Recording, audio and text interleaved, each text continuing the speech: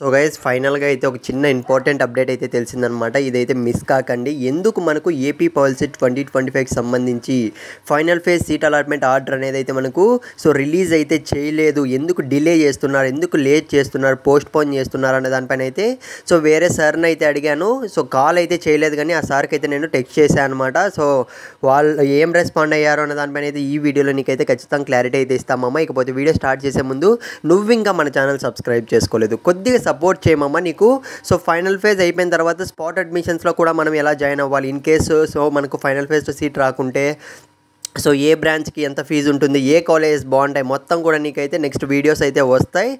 నువ్వైతే ఖచ్చితంగా కామెంట్లో మాత్రం ఇప్పుడు మీకు ఎంత ర్యాంక్ వచ్చిందో ఖచ్చితంగా కామెంట్ చేయడం మర్చిపోకు. ఇక మనం ఏమాత్రం ఆలస్యం చేయకుండా వీడియోలోకి అయితే వెళ్ళిపోదాం. ముందుగా చూసుకున్నట్లయితే ఎందుకు డిలే చేస్తున్నారు, ఎందుకు పోస్ట్ పోన్ చేస్తున్నారు అన్న విషయానికి వస్తే ఆ సార్ ఏమన్నాడంటే ఇంకా బ్యాక్గ్రౌండ్లో ప్రాసెస్ అనేది అయితే కంప్లీట్ కాలేదు. మనకైతే క్లారిటీ అయితే రాలేదంట, ఏ కాలేజెస్లో ఎన్ని సీట్లు మిగిలి ఉన్నాయి, ఎన్ని సీట్స్ అనేటివి భర్తీ చేయాలి అన్న దానిపైన అయితే క్లారిటీ రాలేదు. అందుకే మనకైతే ఫస్ట్ 24 ఇచ్చారు, 25 ఇచ్చారు, 26 ఇచ్చారు, ఇప్పుడు మళ్ళీ 27 ఇచ్చారు. ఎందుకంటే మనకు ప్రాసెస్ అనేది కంప్లీట్ అయితేనే మనకు బ్యాకెండ్లో చూసుకున్నట్లయితే సీట్స్ అన్ని ఫిల్ కావడం జరుగుతుందన్నమాట వెబ్సైట్లో కూడాను. ఒకటికి 2 సార్లు అయితే వాళ్ళైతే ఇంకా ప్రాసెస్ అనేది చెక్ చేసుకుంటూనే ఉన్నారు, ఇంకా గ్లిచ్ అనేది జరుగుతూనే ఉంది, అంటే మనకు బ్యాక్గ్రౌండ్లో ప్రాసెస్ అనేది.